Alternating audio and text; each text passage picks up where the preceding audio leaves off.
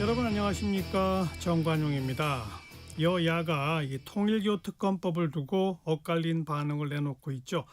국민의힘은 통일교 특검에 대한 국민적 지지 여론이 높아 정부와 더불어민주당이 거부하기 어려울 것이라고 주장하는 반면, 더불어민주당은 정치 공세라고 맞받고 있는데요. 이런 가운데 경찰은 그 임박한 공소시효 만료를 감안해서 전재수 전 해양수산부 장관을 피의자 신분으로 불러 조사한 것을 시작으로 수사에 속도를 내고 있습니다. 관련한 자세한 이야기 오늘 2부 정치토크 직진본능 직설하고 시간에 이야기 나누겠습니다. 정관용의 시사본부 12월 21일 일요일 순서 시작합니다.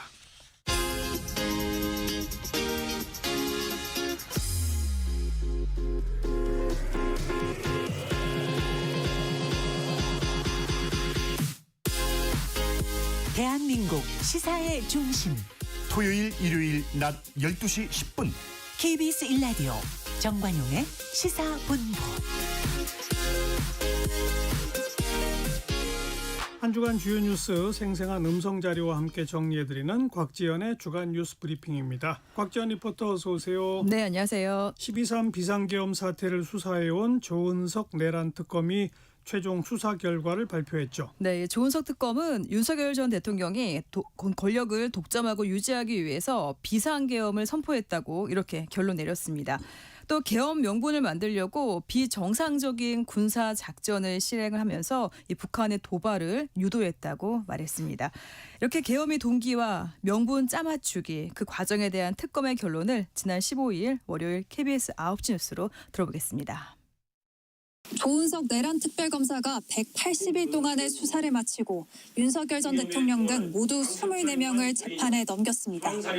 한덕수 전 국무총리, 최상목 전 경제부총리, 이상민, 박성재, 김용현 전 장관 등 비상계엄 사태에 직간접적으로 연루된 윤석열 정부 고위직들이 대거 포함됐습니다. 특검은 12.3 비상계엄은 윤석열 전 대통령이 반대 세력을 제거하고 권력을 독점하기 위한 것이었다고 결론 내렸습니다.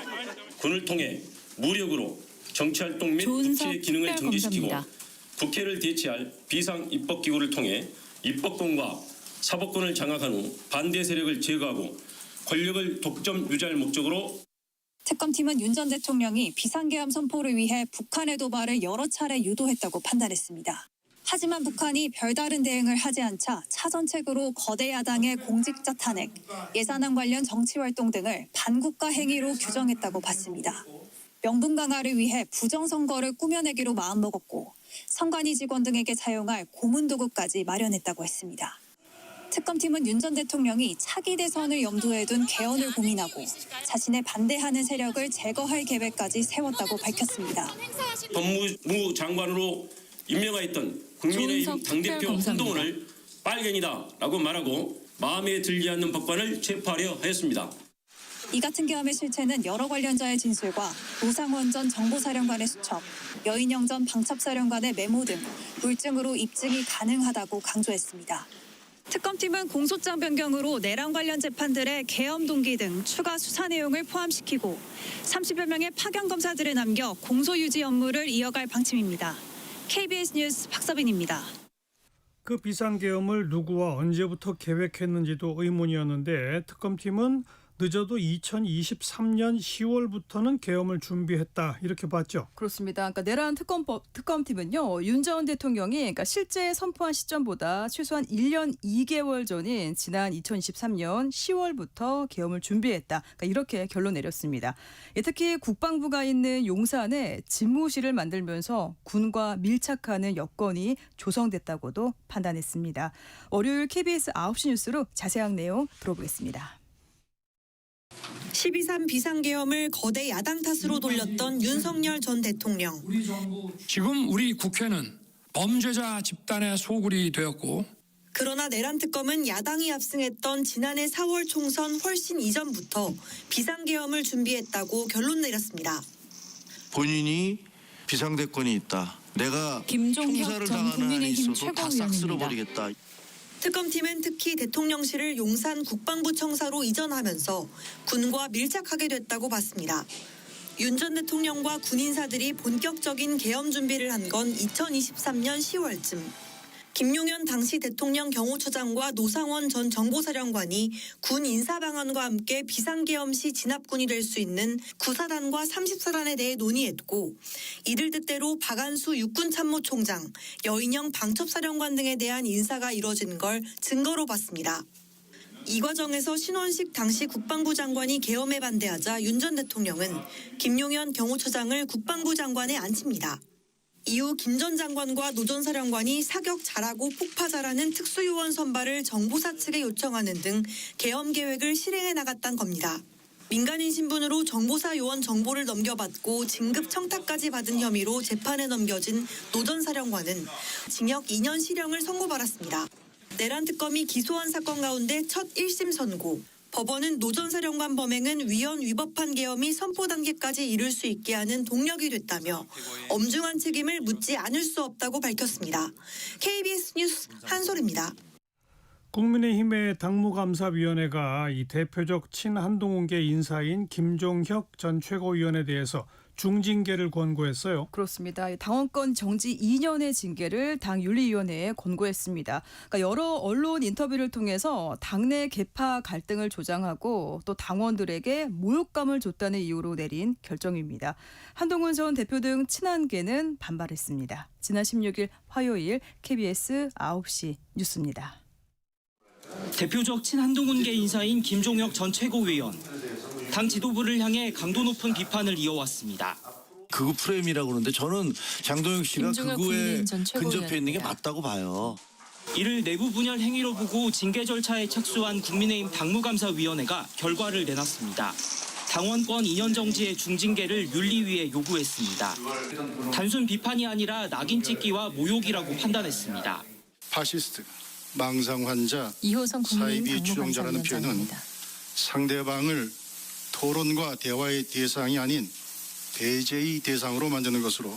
친한계는 표현의 자유를 통제하려는 시도라고 반발했고 한동훈 전 대표는 민주주의를 돌로 쳐 죽일 수 없다고 비판했습니다. 당무감사위는 한 전 대표의 당원 게시판 논란도 조사 중입니다. 당내에서는 장동혁 지도부의 변화와 혁신을 요구하는 목소리가 잇따랐습니다. 지금은 국민의 마음을 잊고 길을 제시하는 전략과 설계가 더 요구되는 좀 더 중도와 합리적 보수에게 소구력 있는 그런 후보들을 발굴해야 된다. 장 대표는 대꾸하지 않았습니다. 다만 자신도 계엄 해제 국회 표결에 참여한 의원 중 한 명이라며 이를 통해 자신의 입장을 가름할 수 있을 거라고만 말했습니다. KBS 뉴스 박영민입니다. 여당이 추진하고 있는 내란 전담 재판부를 둘러싼 논란, 새로운 국면에 접어들었어요. 네, 그 여당은 12.3 비상계엄 사건만 맞는 이른바 내란 전담 재판부, 그러니까 신설을 추진하고요. 국회 본회의 통과만 남겨두고 있는 그런 상황이죠. 그동안 대법원은 내란 전담 재판부 신설 법안에 거듭 우려를 밝혀왔는데요. 최근에 스스로 전담 재판부 설치 방안을 내놨습니다. 그러니까 무작위 배당을 통해서 국가적 중요 사건을 맡는 전담 재판부를 만들고 내란과 외환 관련 사건만 신속하게 처리하겠다는 그런 내용입니다. 이에 대한 여야 반응을 지난 18일 목요일 KBS 9시 뉴스로 들어오겠습니다. 더불어민주당은 대법원 예규와 무관하게 내란 전담재판부 설치법을 추진하겠다고 했습니다. 사법부가 막상 입법이 임박하니 예규로 꼼수를 부린다며 법에 따라 전담재판부를 구성하면 될 일이라고 지적했습니다. 내란 재판부법을 오는 23일 본회의에 상정, 야당이 신청한 무제한 토론 이후 성탄 전야인 24일에 처리할 예정입니다. 다만 법안 수정은 아직 진행 중입니다. 전담 법관을 추천하는 9명 규모 추천위원회에 각급 판사회의와 함께 2018년 사법농단 파동 이후 출범한 전국 법관 대표회의도 참여시키기로 했습니다. 대법원에서도 이미 인정하고 있는 그 조직입니다. 30%에서 50% 사이 정도 되지 않을까. 강성 법사위원 일부는 후퇴한 법안이라며 반발했지만 외부 추천이 빠진 것이 이 법의 실효성에 대한 근본적인 의문을 제기할 수 있는 상황.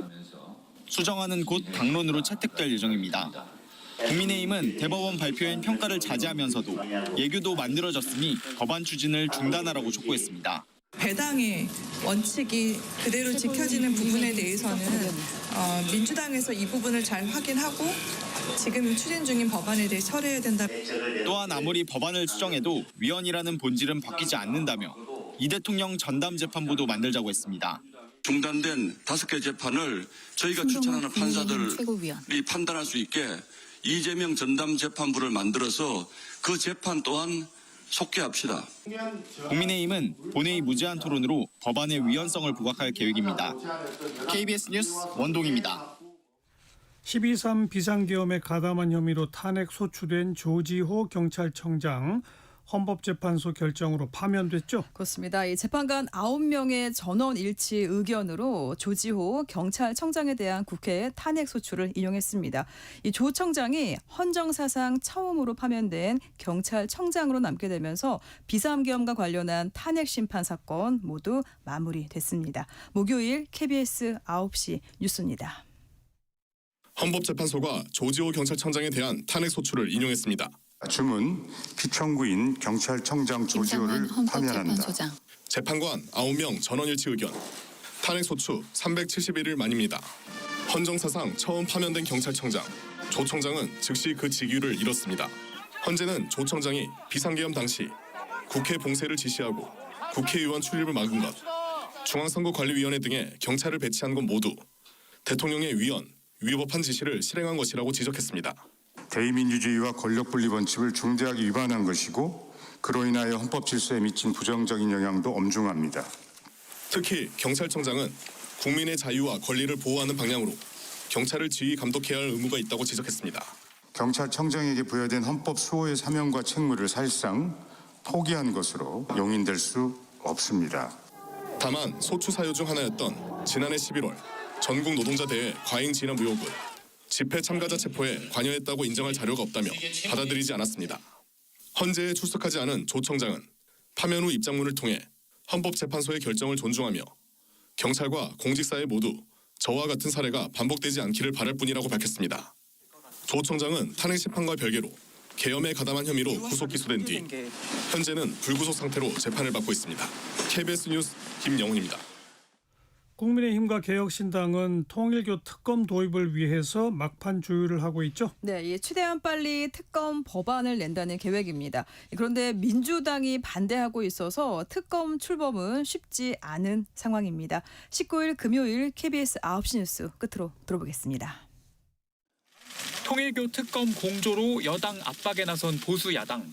이번 주에 하겠다던 특검법 공동 발의는 다음 주로 넘어갈 거로 보입니다. 특검 추천권은 변협 등 법조계가 추천한 다수의 후보자를 개혁신당이 압축하는 쪽으로 가닥이 잡혔습니다.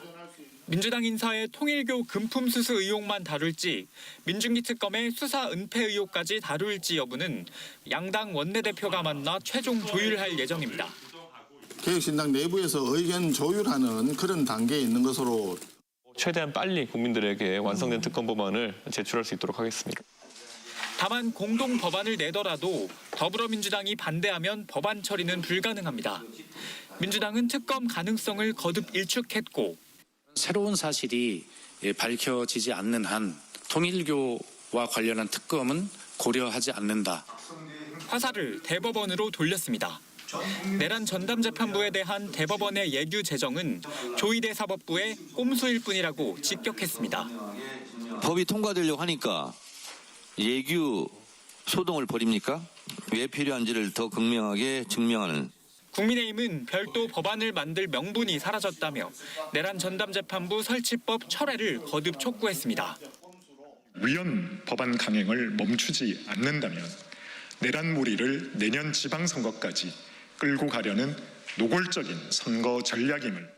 민주당은 오는 23일 본회의에 내란 전담재판부 설치법을 상정할 예정인데 국민의힘은 무제한 토론으로 저지하겠다는 방침입니다. KBS 뉴스 이원입니다. 주간 뉴스 브리핑이었습니다. 곽지연 리포터 수고하셨어요. 고맙습니다. 정관용의 시사본부 듣고 계십니다. 12시 25분 향해 갑니다. 기상청 교통정보센터 연결합니다. 기상청의 송소진 씨. 하늘은 맑은데 공기가 차갑습니다. 아침 기온이 다시 영하로 떨어졌고요. 한낮 기온도 어제보다 7도에서 12도나 낮아 서울 2도, 대전, 광주 5도, 대구 6도, 부산 9도 등에 머물겠습니다. 찬바람이 종일 강하게 불면서 중부지방은 체감 온도가 낮 동안에도 영하권을 벗어나지 못하는 곳이 많을 전망이니까요. 옷차림을 따뜻하게 하시기 바랍니다. 내일 아침에는 서울과 전주 영하 5도, 세종 영하 6도 등으로 오늘보다 기온이 더 떨어지겠지만 내일 낮부터는 평년 기온을 회복하면서 추위가 빠르게 누그러질 전망입니다. 오늘 중부지방은 대체로 맑겠고요. 남부지방은 구름 많다가 차차 맑아지겠습니다. 바람은 전국적으로 강하게 불겠고 전남 해안과 제주도에는 지금 강풍주의보도 발효 중입니다. 현재 서울의 기온은 0.4도입니다. 날씨 정보였습니다. 이어서 이 시각 교통 상황을 KBS 교통정보센터 이현 씨가 전해드립니다. 네, 소통은 대체로 원활한데요. 사고가 잇따르고 있습니다. 조심 운전 필요하겠고요. 사고 구간 중심으로 살펴드릴게요. 서울은 강변북로 일산 쪽으로 한남대교 부근에서 추돌 사고를 처리하고 있습니다. 4차로가 막혀 있고요. 영동대교부터 영향을 받고 있습니다. 같은 방향의 올림픽대로 보니까 조금 더 긴 구간에서 막히는데요. 잠실대교에서 동작대교 쪽으로 더디게 지나고 있습니다. 경부고속도로 부산 쪽은 반포 나들목 부근에서 버스끼리 부딪힌 사고 있었습니다. 처리 작업이 계속되고 있는데요. 한남 나들목에서 반포 쪽으로 정체가 심하고요. 10분 정도는 예상하셔야겠습니다. 그리고 서울 방향 역시 서울시 구간에서 막히고 있는데요. 달래내 부근에서 반포 쪽으로 정체 이어지고 있습니다. 수도권 제일순환고속도로 서안암 부근입니다. 판교 쪽 1차로에서 사고를 처리 중이라 정체가 이어지고 있습니다. KBS 교통정보센터였습니다.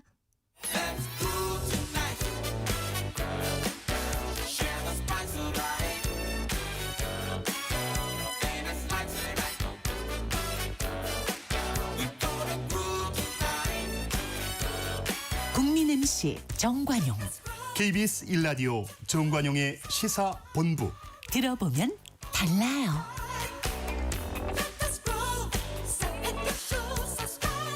이재명 대통령이 통일부 업무보고 받는 자리에서 북한의 노동신문 국민 누구나 볼 수 있게 하자 이렇게 지시를 했죠. 자, 이 밖에 여러 가지 북한 관련 뉴스 정리합니다. 통일연구원의 조한범 석좌연구위원 어서 오십시오. 예, 안녕하세요. 조한범 박사는 매일 노동신문 보시죠? 예, 조선중앙텔레비전도 봐야 됩니다. 그죠? 예. 그 노동신문은 어디서 어떻게 입수해요? 그거는 우리 매체가 계약을 해서 배포를 해요, 사실은. 그러니까 우리 특정 언론사가 있고 그 언론사가 계약을 해서 국내에 배포를 하죠. 그러니까 그걸 아무나 쓰면은 사실은 문제가 되고, 물론 북한은 마음대로 다 쓰죠, 우리 거. 그리고 이제 현행법상 그걸 일반인들, 저희들은 이제 비밀 취급 인가증이 있으니까 좀 그런 상황이죠. 네, 네. 그러니까 또 당일로 그냥 오는군요. 예, 옵니다. 바로 아침에 받아서 배포를 해줍니다. 그러니까 조선중앙텔레비전 그다음에 이제 우리가 계약을 한 건 이제 조선중앙통신하고 그다음에 이제 노동신문 두 가지죠. 자, 노동신문 앞으로 이제 국민 일반이 볼 수 있게 될 전망이죠? 좀 늦었죠. 왜냐하면 지금 인터넷 시대고 냉전의 산물이죠. 못 보게 하는 건. 그러니까 이미 만시지탄이다. 물론 이제 일부 왜냐하면 북한의 노동신문이 조금 심하게 말씀드리면 반은 조작이거든요.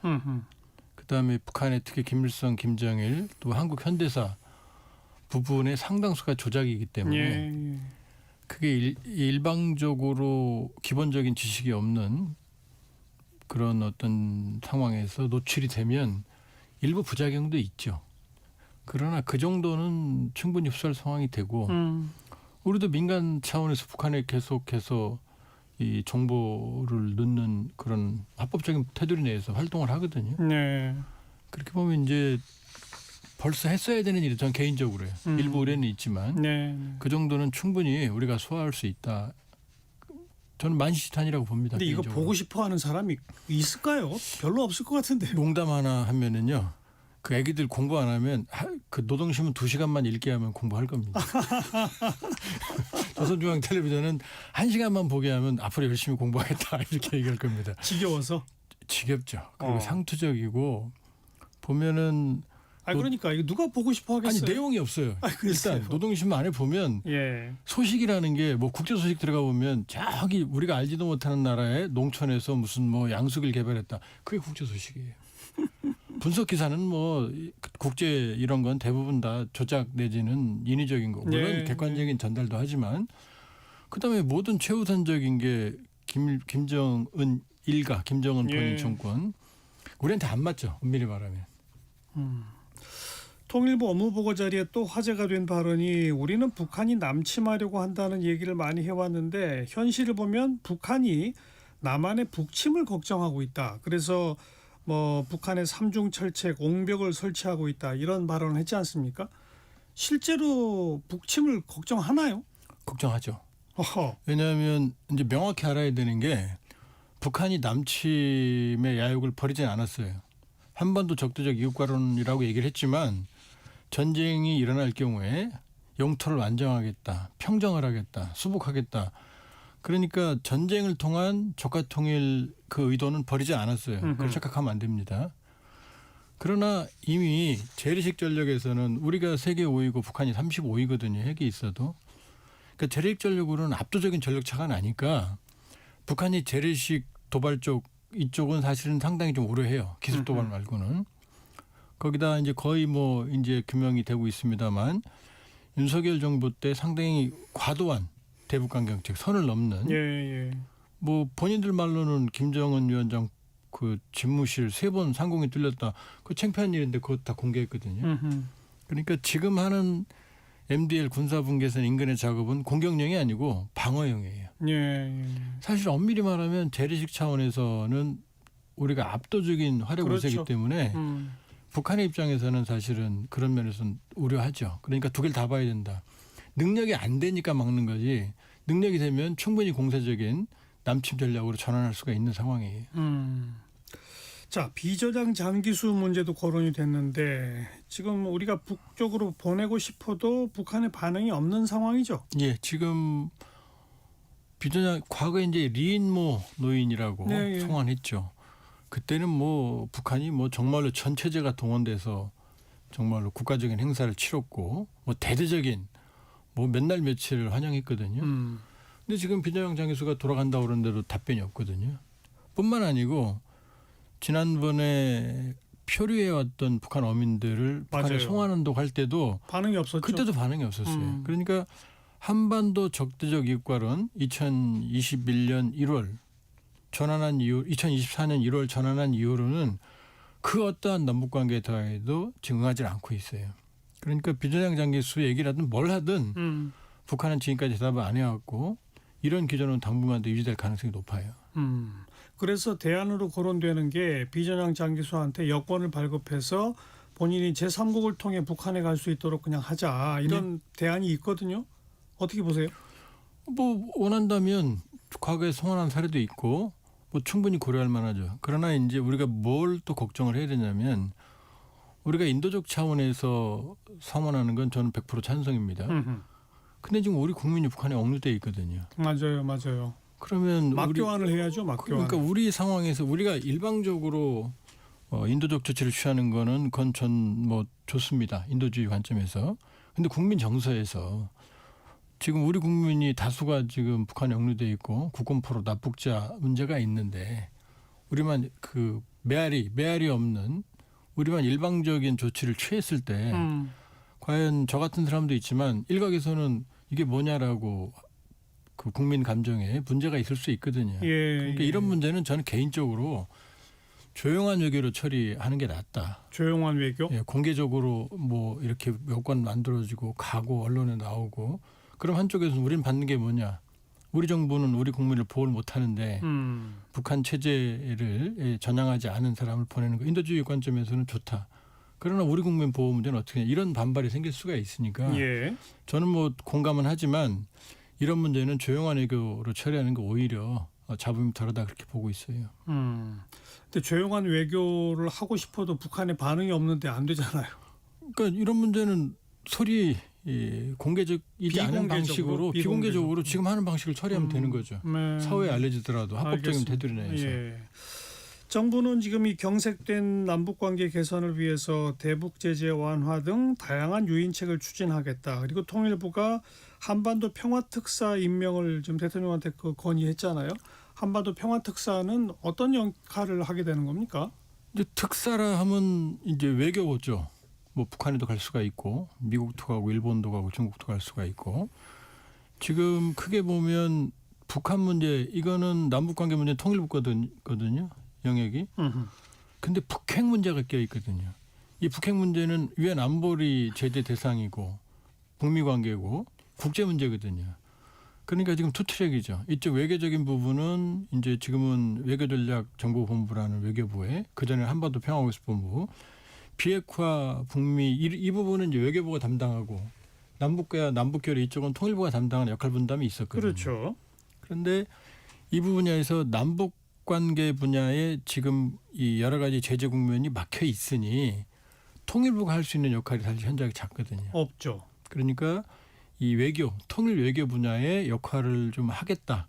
여지를 만들어 보겠다는 게 이제 평화 특사라고 볼 수가 있죠. 뭐 하여튼 그것뿐 아니라 뭐 정동영 장관은 남북 철도 연결해서 베이징까지 가는 고속철도 구상 등등을 내놓긴 했는데 다 그냥 우리 희망사항 아니에요 지금? 정확히 그렇습니다. 그렇죠. 왜냐하면 지금 두 가지 근본 문제가 있거든요. 하나는 대북 제재. 대북 제재의 출발점은 북한이거든요. 북한이 불법적으로 핵을 개발했고 핵은 남북 관계뿐만이 아니라 국제 문제이기 때문에 국제사회가 대북 제재를 했거든요. 네. 그게 바로 유엔 안보리 결의거든요. 그다음에 각국이 이제 개별 독자 제재를 한 게 또 독자 제재가 있거든요. 그러니까 우리가 할 수 있는 건 우리가 북한에 부과했던 대한민국 정부의 독자 제재 이거는 풀 수가 있죠. 그러나 이거는 북한이 하나도 안 아프거든요. 제일 아픈 게 안보리고 그다음에 미국이거든요. 그렇죠. 미국도 트럼프 대통령이 부과한 대통령 차원의 행정명령의 제재가 있고 미국 의회가 부과한 제재가 있는데 이건 대통령이 못 풀어요. 네. 그러니까 지금 제재 해제를 우리가 시도한다 하더라도 북한이 체감할 수 있는 수준은 거의 안 된다. 그러니까 이 대통령 워딩에 사실은 답이 들어있고 그 부분에서 해석을 해야 돼요. 뭐냐? 피스메이커. 문제 해결 돌파구는 니들이 미국이 해라. 우린 페이스메이커. 우린 여건을 조성하겠다. 예. 그러니까 우리가 독립변수는 아닌 상황에서 분위기 조성 정도는 할 수 있지만 우리가 만들어서 우리가 돌파하고 우리가 남북관계를 만들어 나간다. 뭐 유감스럽지만 그런 상황은 정말 아닌 거죠. 네. 국방부에 북한 정책과라는 게 있었는데 윤석열 정부에서 그걸 없앴다가 이번에 다시 부활한다고 그러는데요. 국방부 내의 북한 정책과는 뭐 어떤 역할을 해요? 그러니까 대북 통일 정책의 일환을 국방부 차원에서 하는 거죠. 그러니까 국방부는 사실은 이 안보, 시큐리티 이 분야를 담당을 하는 건데 국방 정책은 뭐냐면은 군사 분야에서 상황 관리, 정책, 큰 방향의 흐름을 이제 잡는 거니까 이전에 윤석열 정부에서는 국방 전략과였거든요. 전략은 뭐냐면은 우세, 전투, 이런 어떤 이 군사 분야의 어떤 대치 관계에서의 상황 관리거든요. 그렇다고 보면 정책은 그 상위에 있는 그러니까 정책적인 조율이니까 상황 관리라든지 남북 군사 관계 조율이라든지 이런 부분에 더 방점이 있는 거죠. 그러니까 대화 쪽에 좀 더 무게를 둔 게 이제 국방 정책과다 이렇게 볼 수가 있죠. 북한 정책과다. 그 비공개 업무 보고 과정에서 뭐 북미 정상회담에서 페이스메이커론 구체화 방법 이런 것 등등이 논의됐다고 그러고요. 국정원은 내년 3월 이후에 북미 정상회담 가능성이 있다라고 보고를 했다는데 어떻게 보십니까?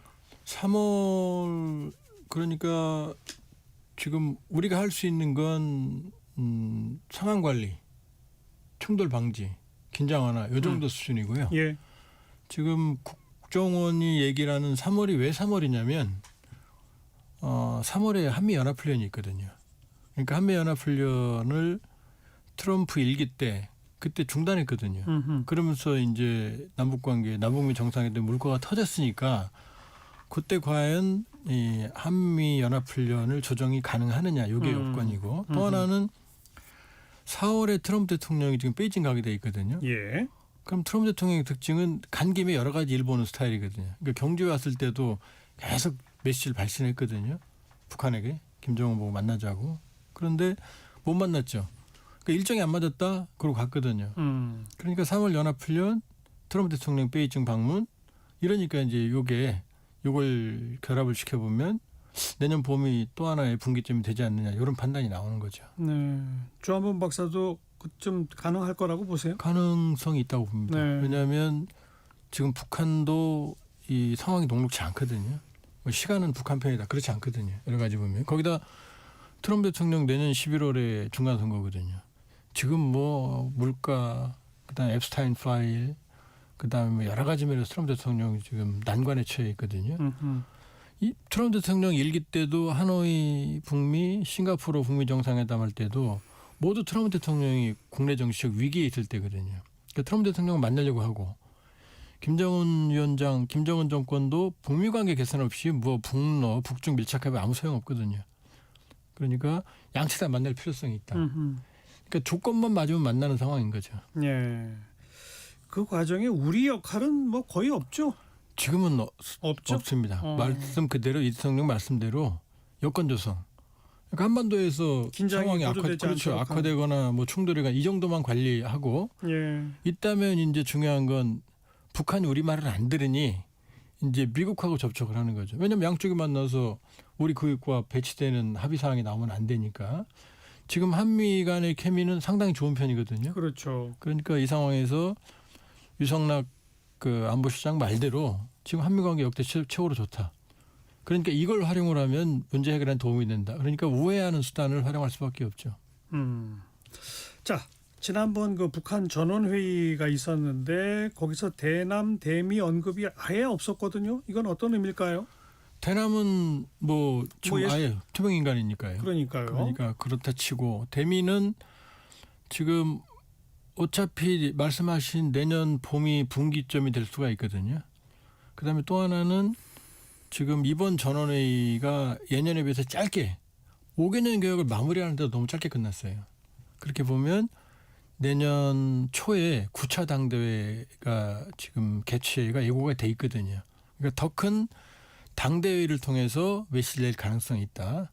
그렇게 보면 지금 북미 관계에 대한 미련이 남아있는 상황에서 지금 이번에 미국의 NSS 안보전략 나왔고요. 그렇죠. 그다음에 팩트시트 한국의 유성락 그 실장 이제 방미 결과가 내년에 농축 제철 핵심 잠수함 동시다발적으로 해비할 거다. 예. 이것도 북한에게 새로운 변수거든요. 예. 그러니까 이런 것들을 종합적으로 고려해서 당대회에서 메시지가 나올 가능성이 있죠. 그러나 그것도 아마 파국을 그런 건 아닐 것 같고 북미 관계를 염두에 둔 메시지가 나올 가능성이 있다 이렇게 볼 수 있죠. 네.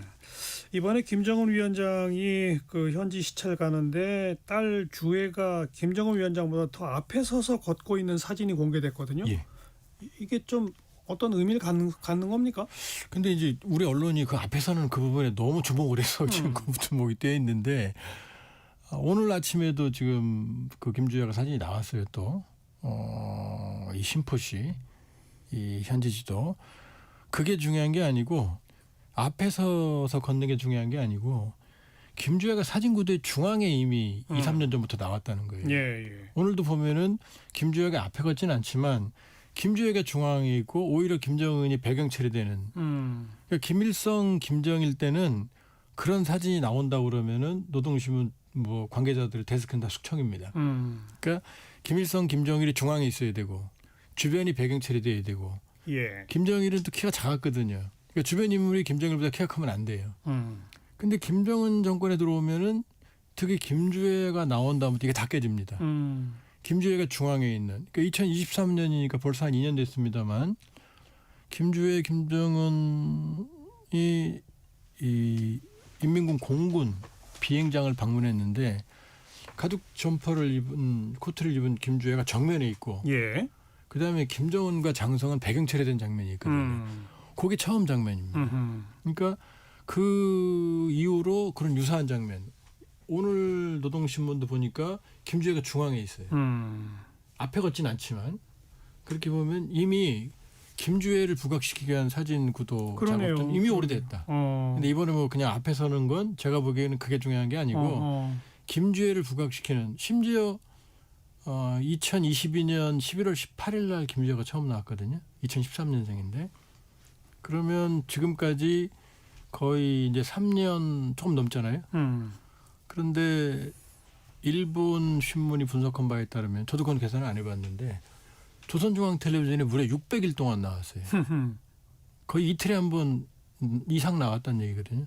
그 왜냐하면 이제 기록량을 계속 반복하거든요. 그러니까 김정일과 김정은의 후계 시절 때도 이런 정도의 빈도로 이런 정도로 후계자를 부각시킨 사례는 존재하지 않거든요. 예. 그러니까 지금 뭐 누가 앞에 걷는다 뒤에 걷는다 그건 하나도 중요하지 않다. 중앙에 위치한 게 더 중요하다. 그렇죠. 중앙에 이미 위치해 있다. 이게 중요한 거고 이거는 사진 분석하는 전문가들 입장에서 보면 경천 동지할 일이죠. 네. 과거에 비해서는. 2013년생이면 12살, 13살인데 나올 때는 9살이었습니다. 내년 초에 그 9차 당대회를 앞두고 김주혜가 당에 어떤 직함을 부여받을 수도 있다는 전망이 나오는데 가능할까요? 지금 김주혜가 제가 600회 이상 조선중앙텔레비에 나왔다고 말씀드렸잖아요. 근데 한 번도 김주혜라는 이름이 호명된 적이 없어요. 그러니까 논리적이라면은 이론적으로는 북한 주민들은 김주혜 이름을 모릅니다. 일부 간부들은 아는데 왜냐하면 뭐 사랑하는 따님, 사랑하는 자제분, 존경하는 자제분, 존귀하신 따님 이렇게만 하지 이름은 한 번도 안 나왔거든요. 왜 그러죠? 왜냐하면 김주혜 그러면 뒤에 직함이 나와야 되잖아요. 김여정 부부장 이래야 되는데 뭐가 지금 뒤에 붙일 말이 없으니까. 그렇죠. 그럼 김주혜 동지라고 하면 되지 않느냐. 그 동지는 김일성한테도 일반 사람들이 김일성 동지 그러거든요. 그러니까 어린이한테 못 붙이거든요. 그러니까 지금 최고의 딜레마가 뭐냐면 김주혜의 직함을 부여를 못한다는 겁니다. 너무 어리니까. 예를 들면 김정은은 2010년 9월에 당 중앙군사위 부위원장직을 받았거든요. 84년생이거든요. 그다음에 김정일도 74년에 42년생인데 직함을 부여받았고 30대 초반이죠. 김정일 20대 중후반이고. 근데 김주혜는 지금서도 13살, 14살이거든요. 그러니까 직함을 줄 수가 없으니까 지금 그렇다고 13살, 4살한테 부장을 줄 수도 없고. 그럼 지금 남아있는 이제 그 직함이 김주혜에 어울리는 직함이 하나 있는데. 뭐예요? 그건 2021년 김정은이 지금 총비서거든요. 노동당. 그런데 2021년 노동당 규약을 개정하면서 제1비서직을 신설했어요. 그러니까 김정은 위원장 바로 밑에 김정은 총비서 밑에 직함인데 나올 때 저 김여정 거다.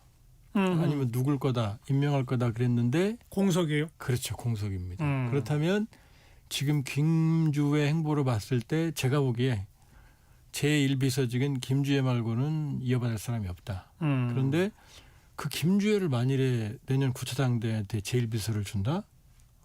그러면 소가 없죠. 아무리 북한도 체제인데. 왜냐하면 북한의 후계자론 김정일 후계 때 나온 책자가 지금 있거든요. 우리 입수돼 있거든요. 예. 거기에 보면 후계자는 다음 세대를 대표해야 되고 그러니까 같은 세대는 안 되죠. 김여정은 안 되는 겁니다. 그다음에 핏줄여서가 아니고 탁월한 영도력을 가졌기 때문에 후계자가 되는 거지 같은 핏줄여서가 아니다라고 나오거든요. 그럼 김주혜는 지금 아무것도 한 게 없거든요. 그러니까 그 후계자론의 맥락에서 보더라도 지금 직함을 부여한다? 그러면은 여러 가지 부작용이 생길 가능성이죠. 알겠습니다. 근데 이제 이번에 그 김주혜랑 같이 간 곳이 종합봉사소 준공식이라고 그러고 매년 20개씩 지방 시군마다 짓고 있다는 게 종합봉사소인데 이게 뭐 하는 데예요? 그러니까 참 우리로 봐서는 아무런 문제가 안 돼요. 그냥 중소기업이 해도 되는 일인데 김정은 위원장이 2021년 1월 8차 당대회 때 5개년 계획을 세웠어요. 그런데 갑자기 튀어나온 게 지방발전 20승 10정책입니다.